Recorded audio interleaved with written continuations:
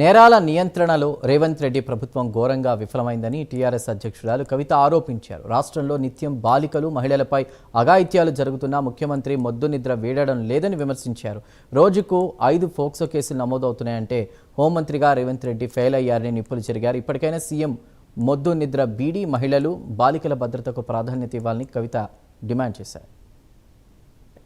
మనం చూస్తూ ఉన్నాం, మన రాష్ట్రంలో ముఖ్యమంత్రి గారు పక్క రాష్ట్రాలకు పోయి పెద్ద పెద్ద స్టేట్మెంట్లు ఇవ్వడం, నేను పెద్ద హిట్లర్ని, నేనేదో మార్పు తెచ్చేస్తా, నేను హైడ్రా పెట్టినా, నేను ఇక్కడ పేదవాళ్ళ ఇండ్లు కూలగొట్టినా అని చాలా గర్వంగా ప్రకటిస్తూ ఉన్నారు.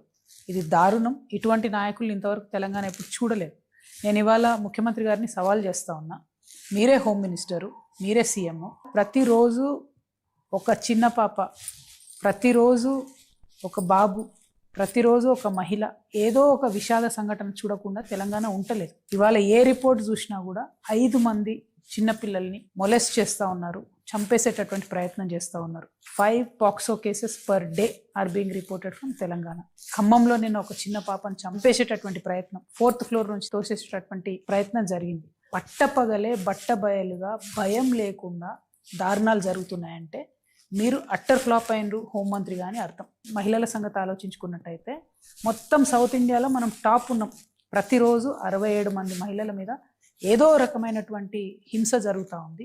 చిన్నపిల్లల మీద, మహిళల మీద జరిగే హింసలో మాత్రం టాప్ 10, టాప్ 5లో మన దేశంలో ఉన్నామంటే ఇది సిగ్గుచేటు. హోంమంత్రిగా ఉన్నటువంటి మీరు తక్షణమే రివ్యూ చేయాలి.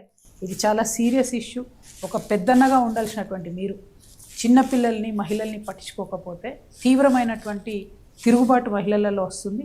ఆ మహిళలకు రక్షణగా తెలంగాణ రక్షణ సేన ఉంటుంది కాబట్టి ఆ మహిళల్ని ఎట్లా కాపాడుకోవాలో, మరి సిటిజన్ పోలీసులుగా మేము ఎట్లా మారాలో మాది మేమే ఆలోచించుకునే పరిస్థితి వస్తుంది. ఇట్లా కాకుండా మీరు ఇంటర్వ్యూని కాండి అని చెప్పి ముఖ్యమంత్రి గారిని నేను డిమాండ్. జై తెలంగాణ. మనం చూస్తూ ఉన్నాం.